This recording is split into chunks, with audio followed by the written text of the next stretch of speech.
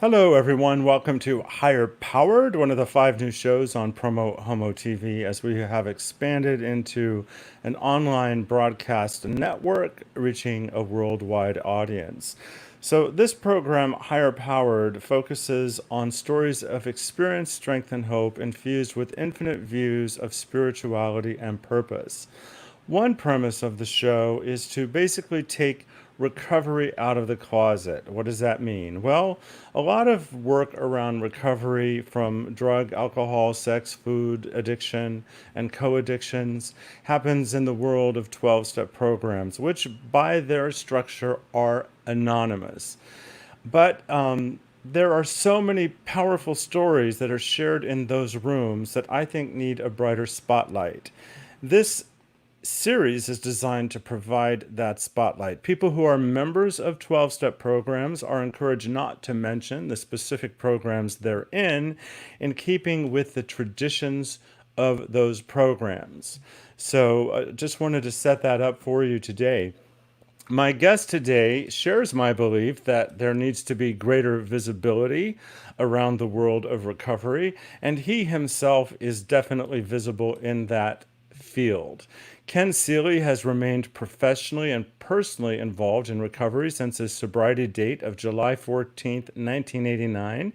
He applies his relevant experience and boundless enthusiasm to change the lives of people suffering from the disease of addiction for addicts, their families, and their friends.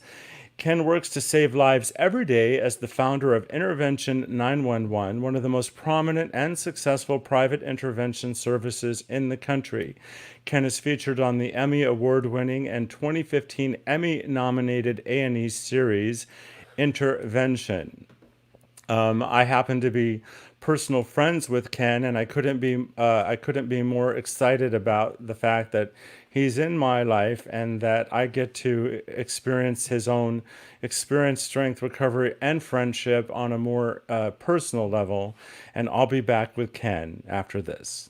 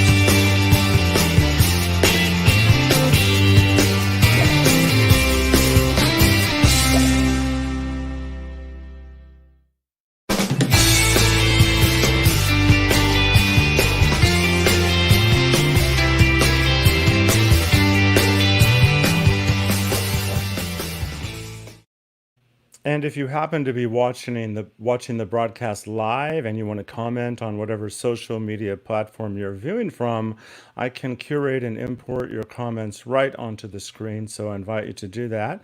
Without further delay, let me welcome to the show Ken Seeley. Hi, Ken. Hey, Nicholas, how are you? I'm fantastic. How are you? Good, good. Good to see you. Nice to see you. I'm really honored that you've taken time to be out here on the show today, and I really appreciate that. I'm excited to be here. I'm really excited, especially for your topic. I love this topic more than anything because things have to change. So I'm excited about it. So, what specifically do you think does need to change?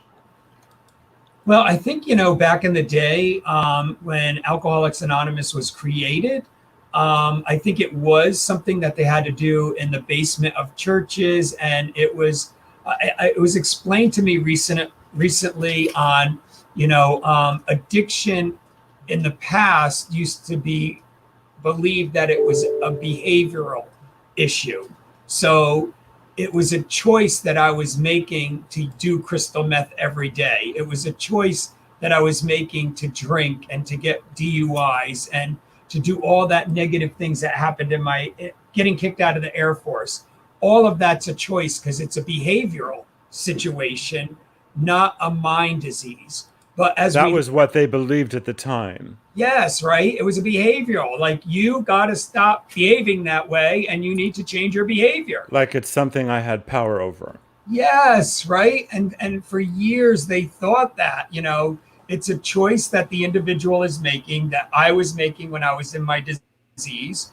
And because I made bad choices and had bad behavior, that I had to go to the basements of churches. I had to be embarrassed about my behavior. And I didn't want people to know about my behavior. So what do, right? You hide it. You hide it. You're ashamed. You're embarrassed. You don't want people to know about it. But now that we've come so far in recovery and we realize it's not a behavioral situation or illness, it's a mind disease. So it's part of who I am, and the chemistry of my trauma that happened to me as a young kid created this, I like to call it hardwired, as in your computer. Like if you program your computer a certain way, it's going to be in your computer. So my brain was programmed a certain way from my traumas. And because of those traumas, I self-medicated. So it wasn't a choice. I self-medicated. It's a mind disease. If those traumas didn't happen, I probably wouldn't be addicted the way, I got where I had to self-medicate. Speak more deeply to what you mean by chemistry of trauma and the connection of trauma to addiction. And this is a loaded question. Also, the consequences of unresolved trauma. Okay. So yeah, that's a couple questions. So the first one is, the trauma and the chemistry. So the way you become an addict is not because of your behavior. Oh my God, that drives me crazy. Still some people out there believe that. It's heartbreaking that it's just bad behavior and they would change if they would change their behavior. No, it has nothing to do with that. What we've learned in the past 81 years, 82, is it 81 or 82 years that Alcoholics Anonymous has been around? I am not sure, but it's been a while. Yeah, I know the birthday just happened a few months ago, but I can't remember if it's 81, 82, something like that. So since then, what we learned, it's not a behavioral issue. It is the chemistry of your being, the genes that you were born with. So in my family system, my grandfather's brother died drunk in the streets of Puerto Rico. So in my genes, there is addiction. Also in my genes is my grandmother had diabetes. So I also am prone to have diabetes. So because it's in my genes, as they say, I am prone to having these things. It's the same thing as breast cancer. If somebody gets breast cancer in their family, then their children, their family members usually check more regularly because they're prone to getting breast cancer. So it's the same exact thing. I am prone. I have it. My uncle's an addict. My relatives are, I have cousins that are addicts. So I have a lot of relatives that fit that mold of being addicts. So it's in my genes. So what happens with the trauma, I love that you asked that question, because what happens with the trauma, because I have the gene and the trauma, what ends up happening is these experiences that I had, we're all born equal in this world. And I love your program, Nicholas. Thank you so much for having this. The PromoHomo, and, all really believing that, we are all equal. There is no difference by the color of your skin, your sexuality, nothing. We are all born into this world and we are equal at that time. But what ends up, I just want to throw in that the root of what you're saying is totally true. Unfortunately, we're born into a world where people will be treated unequally based upon a variety of circumstances, including race. which I know you're aware of. But fundamentally, the ultimate truth is all human beings are equal, should have equal opportunity, and just want to stress that so it's not confused. Yes, yes, yes, yes. And that's what I love about your show is because you're right. I was born into this world and as a gay male also, and as an alcoholic. So as a gay male, I mean, right away, society says there's something wrong with you. You're not like us. There's something wrong. You shouldn't get married, all that BS. And so the reality is when somebody comes into this world, we're all born equal. Doesn't matter about my sexuality, the color of my skin. I mean, this is a big one. I remember when I was young, I came home, and again, I told you I'm half Puerto Rican. My mother's Puerto Rican. Her parents we were at her parents' house, my grandparents' house, and I said, at school today, Grandpa, somebody said spick. What does that mean? About my Puerto Rican friend. And he said, don't you ever say that word in this house again. And I was like shocked. I'm like this little kid, like, what does that mean? I'm like 6 years old. What do you mean don't say that word? What is it something I don't get it. It didn't compute in my brain. But what did compute is what you're talking about, Nicholas. The environment around me started putting conditions around me. So now my brain that was born innocent and that was born equal with everyone else is being programmed to say, I'm not equal anymore. I'm not equal anymore because I'm half Puerto Rican. And that's a bad word that they called me. My grandpa won't even let me say it in the house. So it must be really bad, not even knowing anything about it. So, Well, and also in some households, someone might hear a young child that's going to grow up to be somewhere on the LGBTQI plus spectrum might hear their own family using words like faggot and yeah, learn to hate. So we may not be told to use this word, but we may hear this word frequently. Not saying that you did, but all those mixed messaging when we're kids. yeah, and I know this episode isn't really about gay and lesbian, but I want to show you how they tie together because you're Sure. absolutely right. When I grew up, I remember my uncle lived in Elmwood Park, New Jersey, and we lived in Middletown, New York, like an hour away. And he worked in Manhattan. He helped build Twin Towers.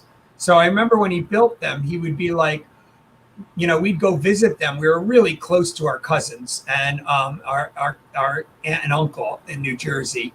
And when we'd go there, he would say, oh, Ray, you can't believe what's going on in New York City. There's all these guys. They dress up like women, these fucking faggots, blah, blah, blah, all this bullshit. And I'm like thinking, here, I don't even know I'm gay. I just know, oh my God, that's bad. You cannot dress up in girls' clothes if you're a boy, and you cannot, be gay, whatever gay even means. So right off the bat, I'm taught, that is wrong. So my brain, that innocent little brain that was born, is now being programmed just like we program our computers. So it's being programmed that don't be gay. It's really, really bad because they talk about it like, oh my God, it's the worst thing out there in the world to ever have to be. And it's the same thing about addiction. And so what happens, you experience that, right, Nicholas? Yes, totally. Yeah, you're. I mean, it's all over, right, with the gay community. I mean, the gay I community. was bullied severely for the my whole growing up, and it was sanctioned by society and by the school systems, and these third graders that bullied me must have learned the language of bullying somewhere. Yep, and I think it's not only learned, but I think it's human nature to pick on the weakest link in the room. I think it's inherited that we're just born that way. I don't know why, but kids just do it. That's why they say kids are so cruel. They just pick on the weakest one. And like you said, you were bullied. I was bullied. I was very effeminate, and growing up, I think instead of walking, I would skip. I didn't know how to walk. I would skip to class, instead of walking. Well, So, that's about pure joy, if you ask me. right, it is pure joy.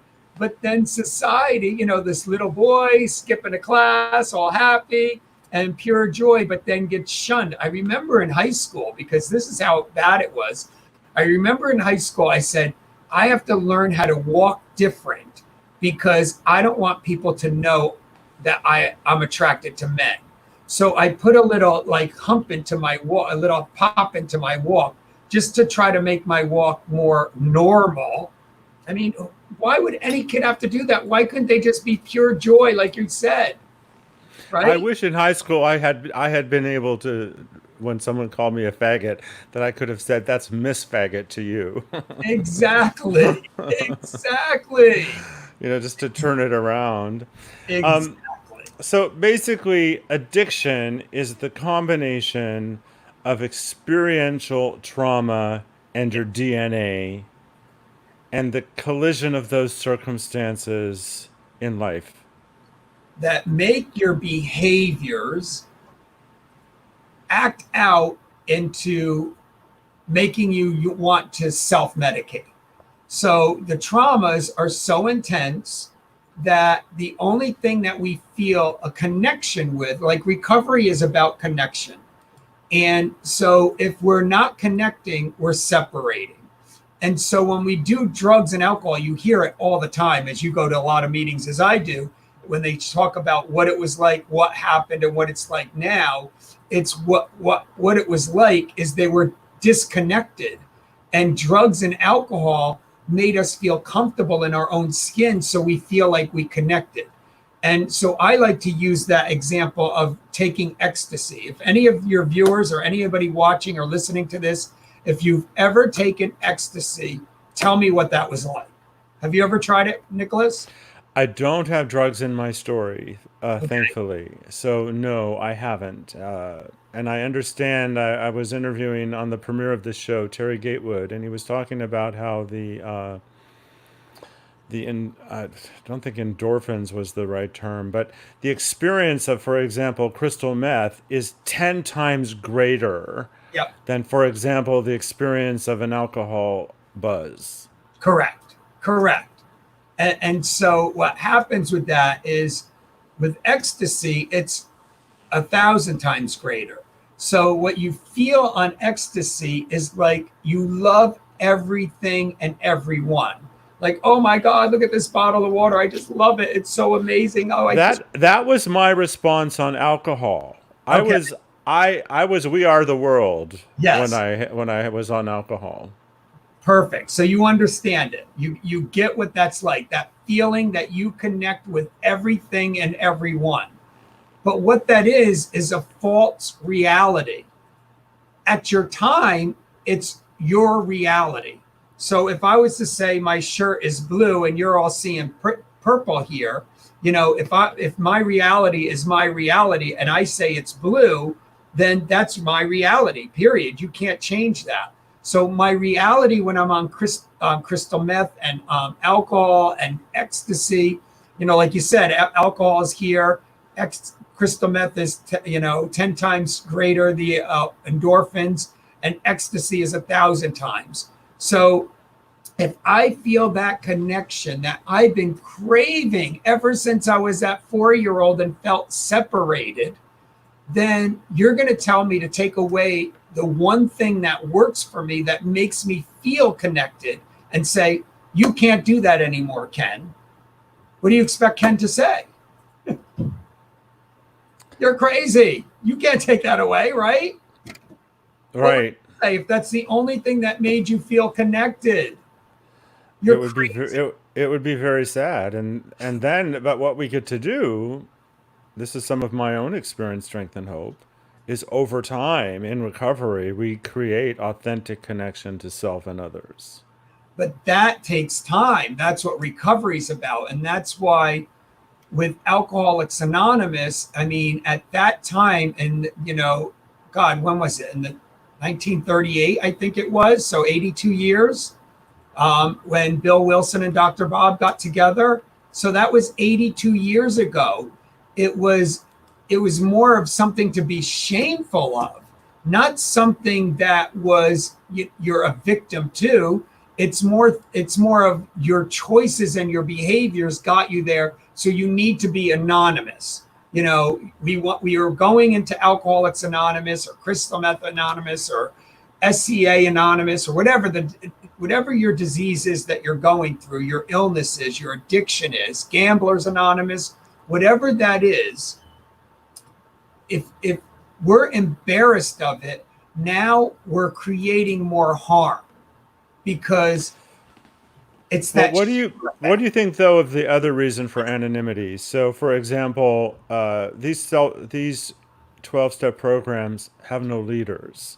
Mhm. So I don't think we should be anonymous about the fact that these programs exist and that we benefit from them in general. But I understand the tradition to be focused like I as a person don't have the authority to, and would not be even the best representative of any of these programs. Because if I should go out and go out of the program and get back into my own disease, then people will look at me and say, "Well, that program doesn't work." Yep. So I think that's the valid reason for not necessarily identifying a specific program. But I think it's vitally important that we talk about all of the different ways that we benefit from the tools available to us to be in recovery and to stay recovering. Yeah, and the other way, I believe in Anonymous also. I do agree with that, on Anonymous. Like if I say, I'm Ken Seeley and I'm a representative of Alcoholics Anonymous, and then I'm falling down drunk doing crystal meth again, then people are going to say, you're right. Absolutely, that program didn't work. Look at Ken. So I agree with that part. There is no spokesperson. There is no, one person or one group of people that are going to be the identity of this program that's helped save millions of people's lives. And the other way that I think is anonymous, that I think is appropriate, is where I'm not going to go out and say, oh my God, Carrie, did you see Nicholas at that AA meeting? Oh my God, he shared blah, blah, blah. That's another way. That is not my position to tell your story to someone else when you're not there. Right. Confidentiality. What you hear here, let it stay here. Here, Yes. here. So that part I believe is anonymous. But if I share my story and I tell you anything I ever tell you, Nicholas, you could share it with anyone. I'm an open book. I don't care. So now if somebody came back and said, oh, Nicholas said you said this. Oh, yeah, I did say that to Nicholas. I gave you permission to say that, to whatever I say, to be able to share that. I don't care about that. But there are Sure. some people that are still in the closet and don't want that information out. And who am I to break that for them? If But that feels like their safe zone, they should be able to stay safe. but the whole availability of recovery is what needs to come out of the closet. Yes. Um, I want to. I would like you to address the fact that there is a flaw in approaching a 30-day recovery program as the be all end all.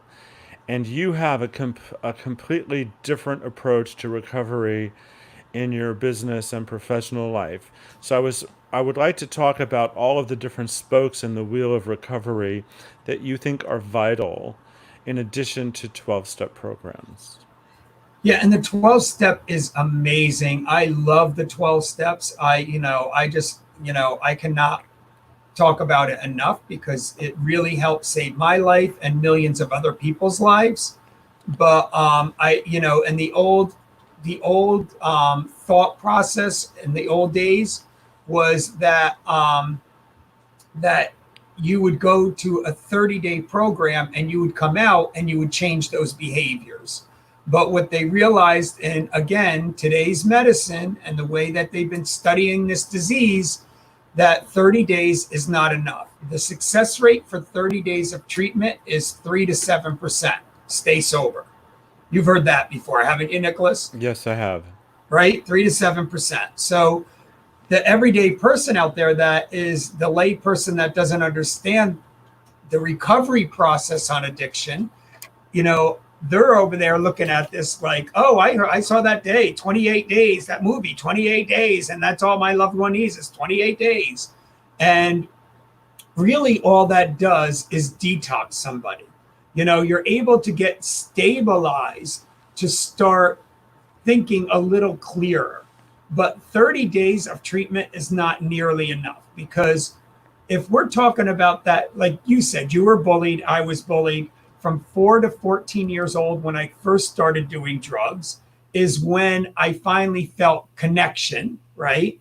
So from 4 to 14, I felt disconnected the whole time. I felt like I would cry myself to sleep saying, God, why did you make me this way? Why is there something wrong with me? Can't you just take my life? I don't want to live this way anymore. Crying almost every night in pain because I didn't like the being bullied. I didn't like being different. I didn't like, I remember watching this video, back in the old days, they had those old videos that you put on that machine and click, click, click, click, click as you're watching the video. And I was watching home videos with my mom, and there was this little kid jumping from rock to rock in a stream. And I was like, who the heck is that kid? Because she was at the back of the kid. And she was like, that's you. And I was like, you didn't know I was gay? I was like, it looked like a And what did she say? She was like, no. And I was like, how can you not know? Look at this kid. He was probably like 5 years old and he's jumping rock to rock, like skipping like a little girl. And, but again, that was in my genes. I was born that way. I didn't choose to. Who would choose to be gay? Who would say, oh, I want to grow up to be gay? It's just part of your genes, just like addiction. So I really believe that, 30 days of treatment is cleansing the mind for some clarity to start doing the work that's necessary. So really, treatment is a year-long process. And if you really want to look at it, treatment is a 5-year process, because the doctor diversion programs, the pilot programs, the nurses programs, the pharmacy programs, all pharmacists, all of them have had a program that's been over 30 years old, and they get between a 60 and 90% success rate. So we're not looking at 3 to 7 anymore with 28 days, 30 days. We're looking at 60 to 85, 90%. I think pilots is at 90%, doctors is at 80, and nurses are about 65. So those are the national averages for those programs for people that are, in recovery and working their programs. But the program is 5 years long. So it's really important to understand that when you're going to treatment, and when you realize that and you really understand it, I mean, as you know, Nicholas, you've been around a long time. And when does the work stop, Nicholas? It doesn't. It doesn't. Unfortunately. Right. It doesn't stop. So when you say you go away for 30 days and you're gonna be cured or better, the work never stops. It's the rest of our lives. God willing, and 11 days I'll have 31 years of sobriety off of drugs and alcohol. But I still have to do the work. So this theory or this mindset that treatment is 30 days, it's a lifelong process that's going to take a good year of some form of accountability in order to switch gears in your brain. But it's a process that we do one day at a time. One day at a time. It's simple. It's so simple. I love when they say it's a simple program for complicated minds, because exactly, I will make it very difficult up here. But really, if I just follow direction and just take 1 minute at a time, 1 day at a time, it is so simple to do this program. Okay, so let's pretend that you're the 3 to 5 minute speaker, and in just short of 31 years ago, July 14th, 1989, you entered the rooms. Tell me what it was like and what happened, as if this was your 3 to 5 minute pitch. Sure, sure. I went into treatment because I was intervened on. I had no willingness or wanting to be clean and sober. That wasn't even in my, in my thought process. I was like, that ain't gonna ever happen. I was having too much fun. And so they intervened on me. They did an intervention at work and they said, we can't work with you anymore like this. I was doing crystal meth all the time. So I said, well, I'll check into treatment. And I checked into treatment because I knew disability paid more than unemployment. And if I took disability first, my unemployment benefits would start to a later date. So that would even give me more time. So instead of, if I do 90 days of disability and 6 months of unemployment, that gives me 9 months. So I had this whole, I call it the hustle. I had a hustle going on and I was ready to play that hustle. And so I go into treatment just to figure out how to sell drugs better and make a profit so I don't ever have to go to work again. Screw you guys at work that did this intervention on me. I don't want to ever work, so I'm going to just be a better drug dealer. So I went in and I got the miracle because back in 1989, everyone was dying of HIV. Well, back then it was the gay disease, AIDS. And as you remember back then, right, Nicholas? Oh, sure. It was transformative for so many different reasons. Yeah, right. I mean, it was devastating just watching everybody. Every week one of our friends would be dying, and watching them just go down so quickly. It was just like boom, boom, boom, another one. And so I lived in West Hollywood, so I saw a lot of it back then. And I was 130 pounds, and 80 pounds less than what I am right now. And I said, okay, I'm dying anyway. I got AIDS. All my friends are dying. Why would I stop doing drugs? So they did my blood work when I checked into treatment and they said, 3 days later, it took 3 days to come back. They said, you don't have HIV or AIDS, but you have another disease that's going to kill you faster. And I'm sitting at the edge of my seat with my psychiatrist there. And I'm like, well, what is it, doctor? Tell me what it is, thinking I'm so freaking special. There's nothing special about me, but I'm thinking, oh, I got a rare disease that's even more rare than HIV and AIDS. And he goes, you're a drug addict. You're an alcoholic. And that's going to kill you faster than HIV and AIDS. You're very close to dying. And in my gut and in my soul, I knew it. I knew I was dying.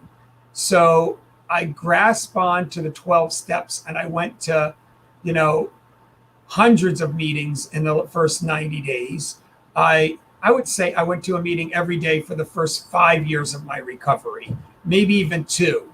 And I would go to meetings and I would go to movies and I'd go to meals and I'd do all kinds of things with my recovery posse. And I hang out with this group of people. And we just hung out for the first 5 years because I was scared to death that I was going to die like I was watching my friends die. I didn't want to die. I had a little bit, I didn't really care if I died, but I didn't want it to be painful and I didn't want to go right then. So because of that little bit of hope, I fought and I said, I will do whatever you tell me to do. So this complicated thinking that had to figure out, this mind that had to figure out how to keep myself safe from traumas wasn't going to work anymore. And I had to follow someone else's recommendations. And I completely surrendered to that. And I did whatever my sponsor told me to do and my therapist told me to do.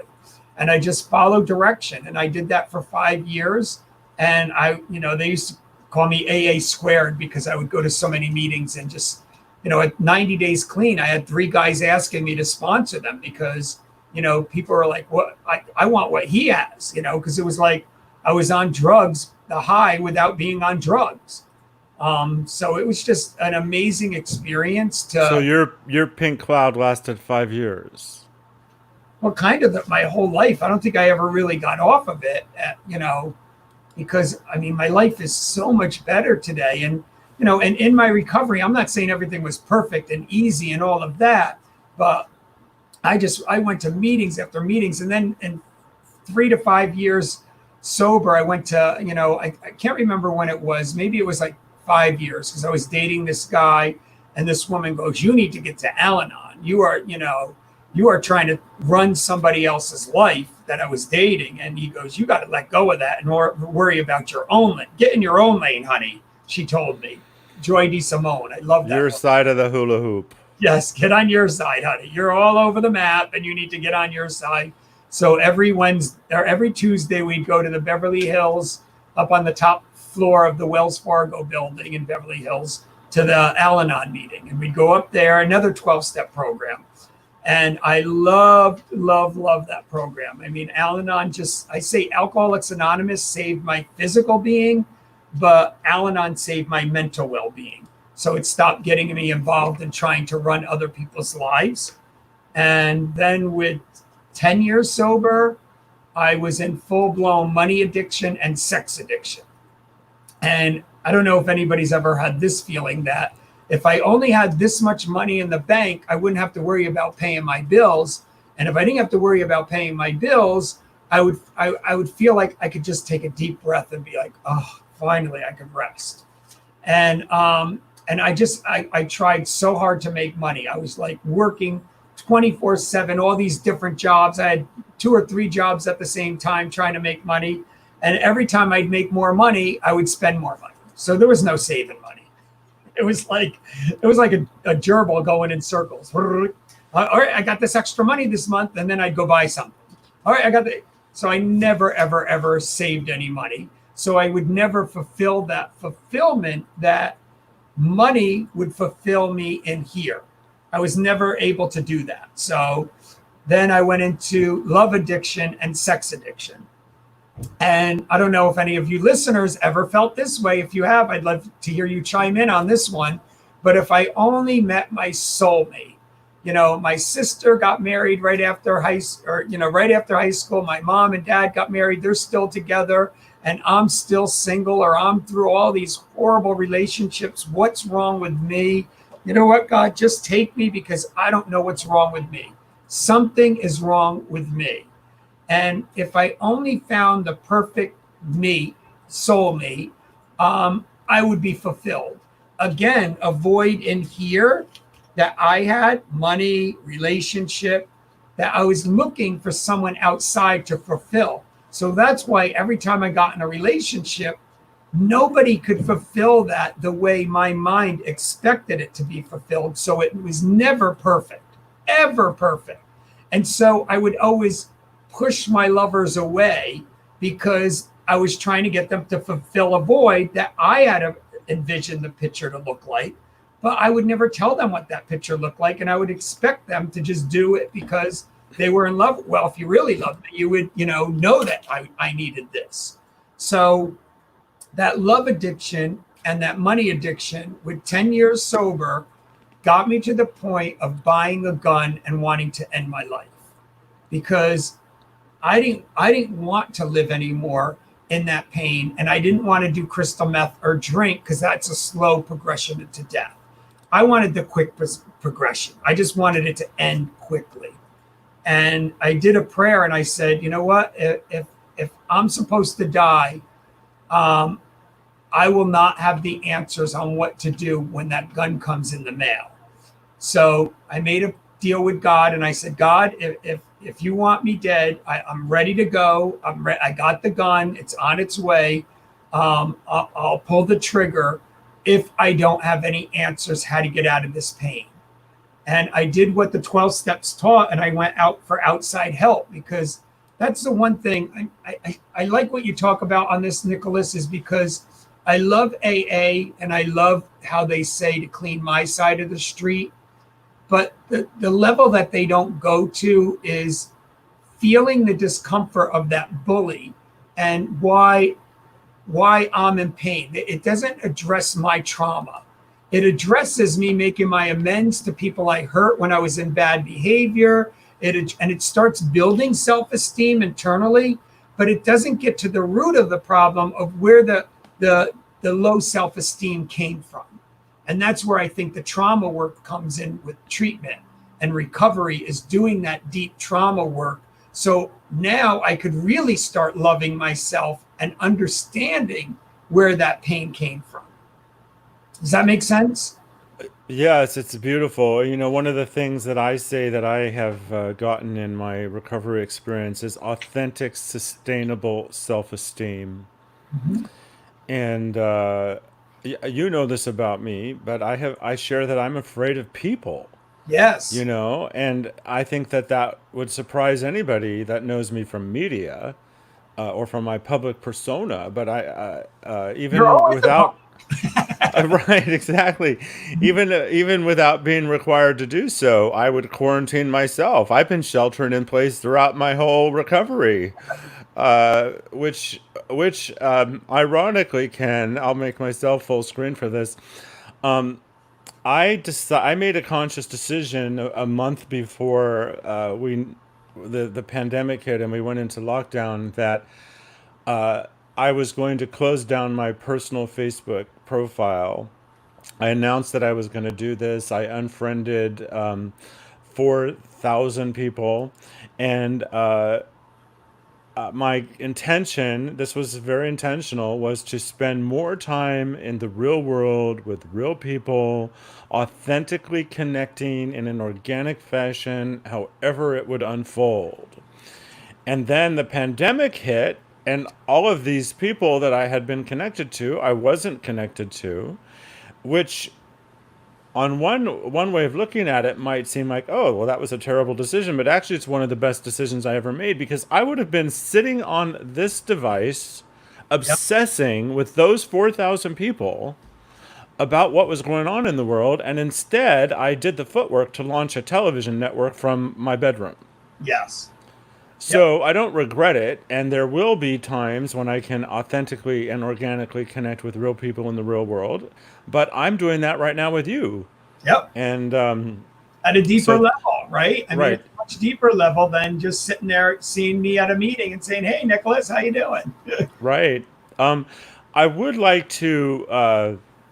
I would love for you to talk about the connection, the interactivity, the interrelation of isms. So I don't have drugs in my story, but I certainly know about obsessions regarding food, sex, money, uh, beverages, relationships. I like to say I have all of it ism. Yep. So I was wondering if you would address. I actually coined that phrase. I have all of it ism. I'm sure someone else said that. I don't think any thought is truly an original thought. But speak to the interconnectivity of all of these different isms. Well, I love that question because it's always like when we look at this bigger picture, it's like whack-a-mole. Like I said, I got my crystal meth addiction, my codependency. I got that one down. I hit it, and boom, another one pops up. And then I got my codependency, and boom, two other ones show up. So that's why I love that. We have the same belief that this is a lifetime process. There is no end date in this. A good friend of mine, John Southworth, was a mentor of mine. You met John before. Yes. And he was a dear friend, and he died at 79 years old doing his trauma work with me, with Judy Crane in Florida, doing week seminars and workshops together, digging deeper in his trauma and my trauma. And so it's a lifetime process. And really, right now, that's what I'm dealing with, my food addiction. And I've been dealing with it for the last 10 years, up and down. You think it was funny the other day, I was looking at the coronavirus, with the different levels going up and down, the deaths The rates curves, yeah. and the curves of the spread, throughout the country and around the world. And I was like, oh my God, that looks like my weight in the last 10 up and down and up and down. And this part, this part is really difficult for me because, I understand it's with the complete surrender. I mean, you have to surrender 150%, 150%. So people that can't get into recovery around their drugs and alcohol, they're still trying to control a part of it. So when you take your, even 1%, if I'm trying to control 1% of it, then I'm not completely surrendered. And when I'm not completely surrendered and in belief that this is going to work, then is when I go back to my disease. So you have to completely surrender. So when I completely surrendered on making money, I said, I got to a point where I said, you know what? I live in a beautiful little apartment in West Hollywood in rent control, or right outside of West Hollywood, right by Melrose and Fairfax. So it was right by that senior center where there was, a meeting every night right across the street, a 12-step meeting. So I was like, I'm in heaven right now. And my rent is $800 a month. It started at 700. It went, 3% every year, whatever the percentage it went up, but it was in rent control. And I was like, I could live here the rest of my life and be happy. I could live here. I don't need to make a lot of money. I could go and I could make $10 an hour and I could pay my bills and live in this. I mean, it had to be 500 square feet, but it was a tiny little 2-bedroom, cute little bungalow, Spanish style. I was like, I don't mind if I die here. I will be completely happy. And when I said that, I was 100, and I'm still at that point. I'm 100% completely surrendered that if that's where I'm supposed to die, I'm okay. I don't need a lot of money in the bank because I ain't taking it with me. Hello, who takes it with them, right? Who needs that kind of money in the bank? So I don't need money in the bank. I don't need to have a big, fancy place to live in because this is so comfortable for me, and I could live there the rest of my life. When I got to that point of surrender is when I found my career that started making money. But I had to get to that point of surrender. When I got to the point of surrender where I was, I had a therapist, I told you about my therapist, and my therapist was like, he goes, one day you're going to be celibate, Ken. And I was like, are you crazy? Are you sure you have 3 PhDs and are licensed clinician? Because that doesn't make sense to me. I live in West Hollywood. I go to the gym every day. I'm in my, mid 30s. I am never going celibate. And about a couple of years later, I went to him and I said, I'm ready to go celibate. And I said, I don't want to live this way anymore. I don't want to go through the pain of another breakup. I didn't want to die, but I didn't want to go through the pain of another breakup. So I said, I would rather not be with anyone. And I don't want to have anonymous sex, because even in my anonymous sex, even though I knew it was anonymous sex, and I would still fantasize in my brain that this was my prince. I'm going to get married to this one. This is the one I've been waiting for. So even though I wanted it to be anonymous sex, it would still be in my mind that I'm still looking for that person that's going to fill that void. So when I got to the complete surrender and 150% of surrender and said, I am okay without having another orgasm or not being in a relationship for the rest of my life. I've had more orgasms than most married couples their whole lives. And I was like, I don't need to do that ever again. I don't need to be with a person. I'm just going to be content with my posse, my group of friends in recovery. I'm going to be content. And I see a lot of people doing that. And I'm going to just be content and live the rest of my life that way. And 3 months later, Eric showed up and asked me out on a date. And I was like, Eric, I'm celibate. I don't do that. He goes, I'm not asking you to go out for sex. I'm asking you to go out to dinner or a movie. I was like, oh, people do that? What a date needs to be. Go figure. Right? And now you're married. And August 8th, it'll be 16 years we've been together. Wow. So, from that time. That's certainly very hopeful. Ken, is there anything you would like to add to our conversation that we haven't talked about yet? Yeah, I mean, I really think, the Alcoholics Anonymous about being anonymous to I like what you talked about where Alcoholics Anonymous, it needs to be anonymous where I'm not going to share other people's stories and what they're going through. It needs to be anonymous where no person is or group of people are going to take on the identity of the program.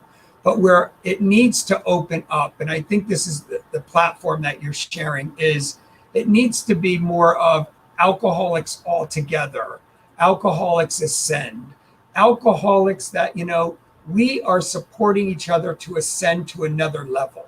We are all growing and we're all supporting each other.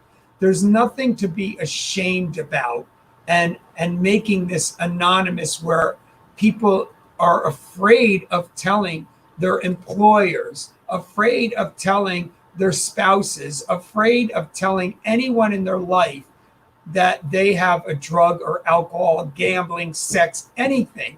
They have a problem. There's nothing to be ashamed about. We got to get rid of that. The shame is going to put us in our graves. And when you talk about this, I love this because, when you talk about this, when these young kids are brought up into this world and they're brought up with parents that shame them for being gay and say, you're not supposed to be that way. You're not a girl, you're a boy. And when they say those things to their children that are believe in the core of their being that they were born a girl, but they have a penis, what they're doing is they're shaming them to put them in the closet. And that's where Alcoholics Anonymous, people think that we should be in the closet. We cannot be in the closet anymore. Gay and lesbians and trans cannot be in the closet anymore. And when you shame them, this is the part that is devastating, is because that shame turns internally to that person and turns into the only way out of here is suicide. I need to kill myself because they're embarrassed about being trans or gay. They're embarrassed about being a drug addict or an alcoholic because society told them it's a behavioral problem. I remember, I'll end with this is, I remember I used to donate a lot to Joel Osteen. A lot of people won't like me for saying this, but it's my truth and it's what happened. And I loved him at one point where I paid for my mother and my aunt to fly to Texas. We did a tour of his facility. We sat and we listened to him in the front rows of his church on a Sunday. I used to listen to him every single week until I saw him on Larry King and he said, being gay is a choice. And I stopped. I said, I'm done. I said, how dare you take that platform you have with all those millions of people that follow you and respect your word, and you to say that being gay is a choice? Shame on you. And that's the same thing I'm saying right now. Those people, we do not need to be shamed anymore. We are addicts, we are alcoholics, we're love addicts, we're sex addicts, we're drug addicts, and we're gay and lesbian, and do not push us back in the closet. That pisses me off. I do not believe anybody should have to be ashamed because they have a disease or because they're born with a sexuality that's not their opinion as being normal. So that's where I stand. I believe that we got to stand up for our rights and we have to join together. And I love this about our program because, our program, AA, NA, whatever, I've never seen, I could walk into any meeting around the world, and I've been all over the world, and tell them that I'm a gay man. And guess how I am welcomed? With open arms. I am not judged for being a gay man in those rooms. I am not judged for being an alcoholic in those rooms. And that's where we need to help this world come to, is that stop pushing people in the closet because they're different than you. Well, Ken, I want to thank you from the bottom of my heart because this almost hour-long conversation is precisely what I wanted to accomplish here with Higher Powered. I was resonating on the concept of this show for years, and I'm so honored that it has now come to fruition. I would like to encourage you, Ken, to share a link to our interview across your social media platforms. And more Yep. specifically, the first two episodes of this show have featured white gay men. I Mhm. really want to showcase the diversity of humanity in all of my programming. So, if anyone out there is watching, and Ken, if you know of specific individuals that are not white gay men that have powerful stories to tell, I would like to showcase them as well. Any final remark? Yeah, well, you should ask Candy Finnegan. It's a white straight woman, and Donna Shavu, African American. Get some other people on here. I'd love to give you their numbers and get them on the show. Well, that would be great. I want to thank you for being on the show today, and I'm sure I'll see you soon on this road of happy destiny. Yes, thank you, Nicholas. Love you so much. I love you, Ken. Thank you. And I want to thank all of you for watching. This has been Higher Powered, and we look at stories of experience, strength, and hope infused with infinite views of spirituality and purpose. I'm honored that Ken was on the show today. Ken, if you hang out where you are, I can talk to you after the broadcast for a moment. And for the rest of you, I'll see you next time.